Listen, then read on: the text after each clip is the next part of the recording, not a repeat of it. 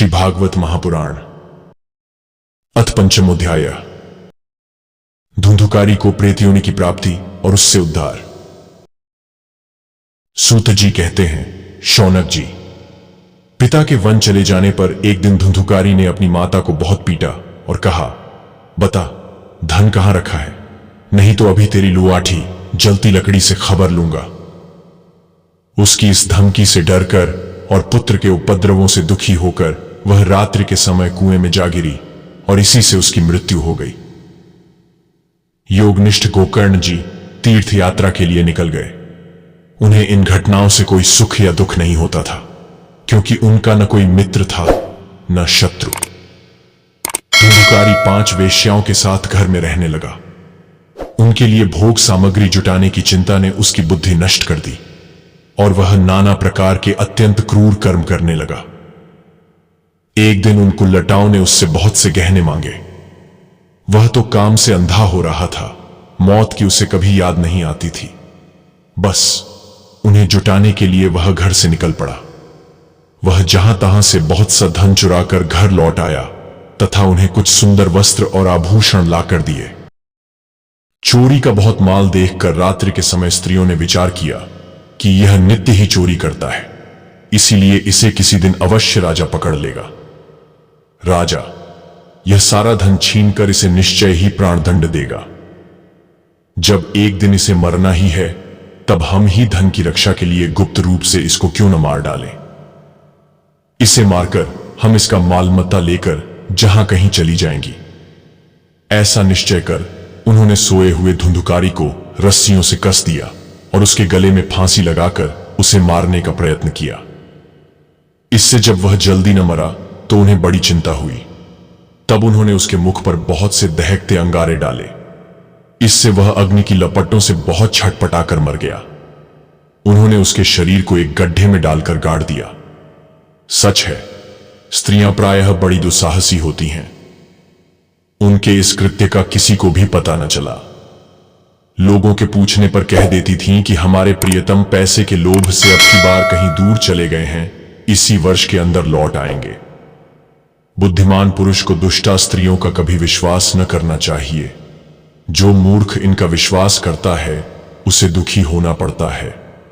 इनकी वाणी तो अमृत के समान कामियों के हृदय में रस का संचार करती है, किंतु हृदय छुरे की धार के समान तीक्ष्ण होता है।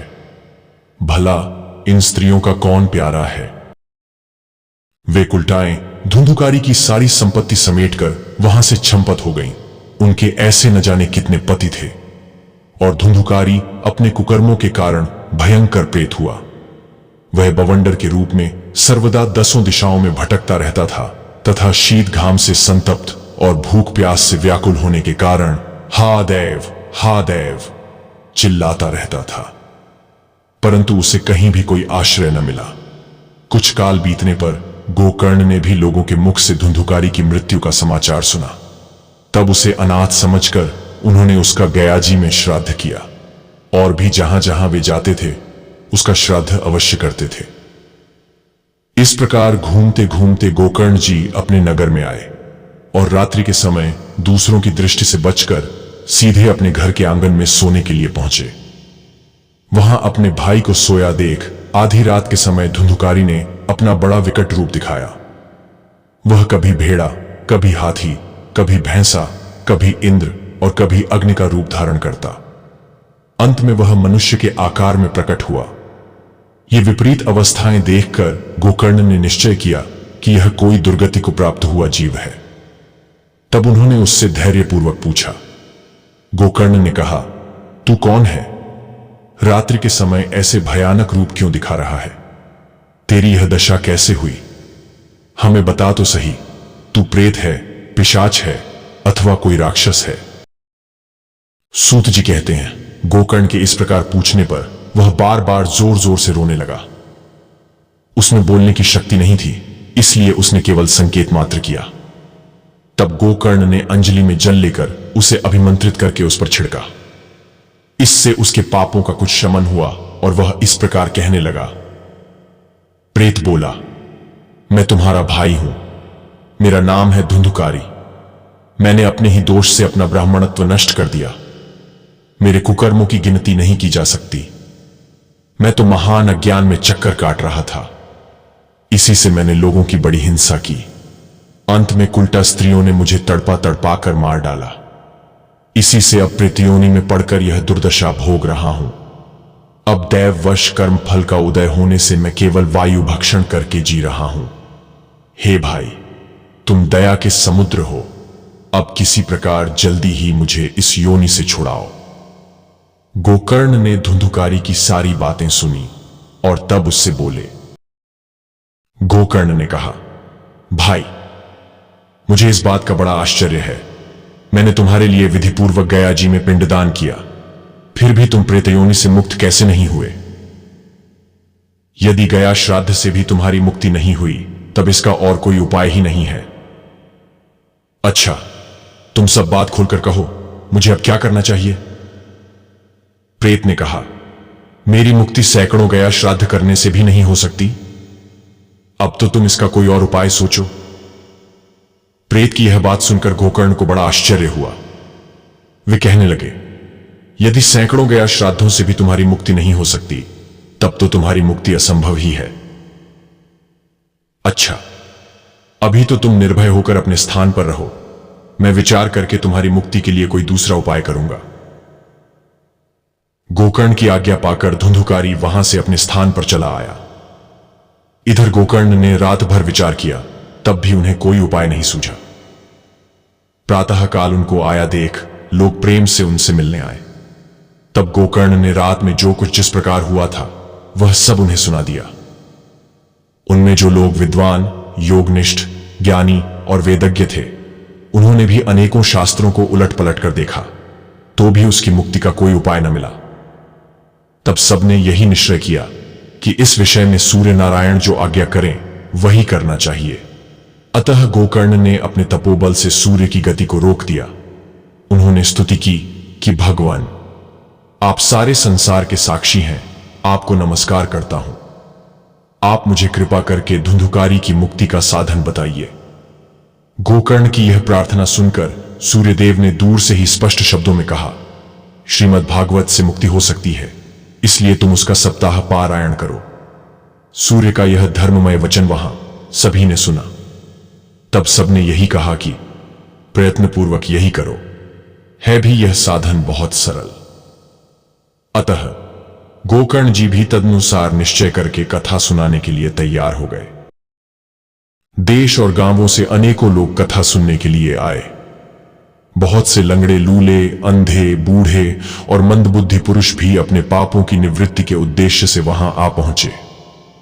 इस प्रकार वहां इतनी भीड़ हो गई कि उसे देखकर देवताओं को भी आश्चर्य होता था। जब गोकर्ण जी व्यास गद्दी पर बैठकर कथा कहने लगे, तब वह प्रेत भी वहां आ पहुंचा और इधर उधर बैठने के लिए स्थान ढूंढने लगा। इतने में ही उसकी दृष्टि एक सीधे रखे हुए 7 गांठ के बांस पर पड़ी।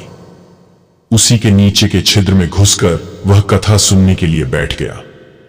वायु रूप होने के कारण वह बाहर कहीं बैठ नहीं सकता था, इसलिए बांस में घुस गया।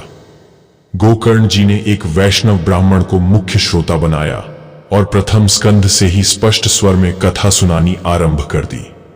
सायंकाल में जब कथा को विश्राम दिया गया, तब एक बड़ी विचित्र बात हुई। वहां सभासदों के देखते देखते उस बांस की एक गांठ तड़तड़ शब्द करती फट गई। इसी प्रकार दूसरे दिन सायंकाल में दूसरी गांठ फटी और तीसरे दिन उसी समय तीसरी। इस प्रकार 7 दिनों में 7 गांठों को फोड़कर धुंधुकारी 12 स्कंधों के सुनने से पवित्र होकर प्रेतयोनि से मुक्त हो गया और दिव्य रूप धारण करके सबके सामने प्रकट हुआ। उसका मेघ के समान श्याम शरीर पीतांबर और तुलसी की मालाओं से सुशोभित था तथा सिर पर मनोहर मुकुट और कानों में कमनीय कुंडल झिलमिला रहे थे। उसने तुरंत अपने भाई गोकर्ण को प्रणाम करके कहा, भाई, तुमने कृपा करके मुझे प्रेत योनि की यातनाओं से मुक्त कर दिया। यह प्रेत पीड़ा का नाश करने वाली श्रीमद् भागवत की कथा धन्य है तथा श्री कृष्ण चंद्र के धाम की प्राप्ति कराने वाला इसका सप्ताह पारायण भी धन्य है। जब सप्ताह श्रवण का योग लगता है, तब सब पाप थर्रा उठते हैं कि अब यह भागवत की कथा जल्दी ही हमारा अंत कर देगी। जिस प्रकार आग गीली सूखी छोटी बड़ी सब तरह की लकड़ियों को जला डालती है, उसी प्रकार यह सप्ताह श्रवण मन, वचन और कर्म द्वारा किए हुए नए पुराने छोटे बड़े सभी प्रकार के पापों को भस्म कर देता है। विद्वानों ने देवताओं की सभा में कहा है कि जो लोग इस भारतवर्ष में श्रीमद् भागवत की कथा नहीं सुनते, उनका जन्म वृथा ही है। भला मोहपूर्वक लालन पालन करके यदि इस अनित्य शरीर को हृष्टपुष्ट और बलवान भी बना लिया, तो भी श्रीमद् भागवत की कथा सुने बिना इससे क्या लाभ हुआ? अस्थियां ही इस शरीर के आधार स्तंभ हैं। नस नाड़ी रूप रस्सियों से यह बंधा हुआ है। ऊपर से इस पर मांस और रक्त थोपकर इसे चर्म से मढ़ दिया गया है। इसके प्रत्येक अंग में दुर्गंध आती है, क्योंकि है तो यह मलमूत्र का भांड ही। वृद्धावस्था और शोक के कारण यह परिणाम में दुखमय ही है। रोगों का तो घर ही ठहरा। यह निरंतर किसी न किसी कामना से पीड़ित रहता है, कभी इसकी तृप्ति नहीं होती। इसे धारण किए रहना भी एक भार ही है। इसके रोम रोम में दोष भरे हुए हैं और नष्ट होने में इसे एक क्षण भी नहीं लगता। अंत में यदि इसे गाड़ दिया जाता है तो इसके कीड़े बन जाते हैं। कोई पशु खा जाता है तो यह विष्ठा हो जाता है, और अग्नि में जला दिया जाता है तो भस्म की ढेरी हो जाता है। ये तीन ही इसकी गतियां बताई गई हैं। ऐसे अस्थिर शरीर से मनुष्य अविनाशी फल देने वाला काम क्यों नहीं बना लेता? जो अन्न प्रातः काल पकाया जाता है वह सायंकाल तक बिगड़ जाता है, फिर उसी के रस से पुष्ट हुए शरीर की नित्यता कैसी? इस लोक में सप्ताह श्रवण करने से भगवान की शीघ्र ही प्राप्ति हो सकती है। अतः सब प्रकार के दोषों की निवृत्ति के लिए एकमात्र यही साधन है। जो लोग भागवत की कथा से वंचित हैं, वे तो जल में बुदबुदे और जीवों में मच्छरों के समान केवल मरने के लिए ही पैदा होते हैं। भला जिसके प्रभाव से जड़ और सूखे हुए बांस की गांठें फट सकती हैं, उस भागवत कथा का श्रवण करने से चित्त की गांठों का खुल जाना कौन बड़ी बात है? सप्ताह श्रवण करने से मनुष्य के हृदय की गांठ खुल जाती है, उसके समस्त संशय छिन्न भिन्न हो जाते हैं और सारे कर्म क्षीण हो जाते हैं। यह भागवत कथा रूप तीर्थ संसार के कीचड़ को धोने में बड़ा ही पट है। विद्वानों का कथन है कि जब यह हृदय में स्थित हो जाता है, तब मनुष्य की मुक्ति निश्चित ही समझनी चाहिए। जिस समय धुंधुकारी ये सब बातें कह रहा था, जिसके लिए वैकुंठवासी पार्षदों के सहित एक विमान उतरा, उससे सब ओर मंडलाकार प्रकाश फैल रहा था।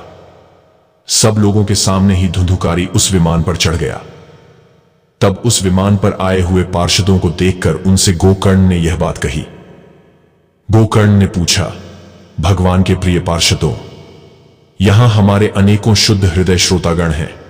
उन सब के लिए आप लोग एक साथ बहुत से विमान क्यों नहीं लाए?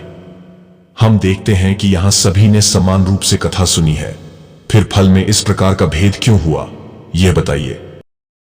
नारद जी, सप्ताह यज्ञ के द्वारा कथा श्रवण करने से जैसा उज्जवल फल संचित होता है, उसके विषय में हम आपसे क्या कहें। अजी, जिन्होंने अपने कर्णपुट से गोकर्ण जी की कथा के एक अक्षर का भी पान किया था, वे फिर माता के गर्भ में नहीं आए। जिस गति को लोग वायु, जल या पत्ते खाकर शरीर सुखाने से, बहुत काल तक घोर तपस्या करने से और योगाभ्यास से भी नहीं पा सकते, उसे वे सप्ताह श्रवण से सहज में ही प्राप्त कर लेते हैं।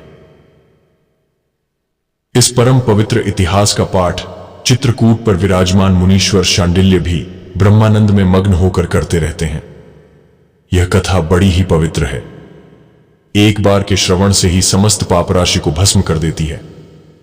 यदि इसका श्राद्ध के समय पाठ किया जाए तो इससे पितृगण को बड़ी तृप्ति होती है और नित्य पाठ करने से मोक्ष की प्राप्ति होती है।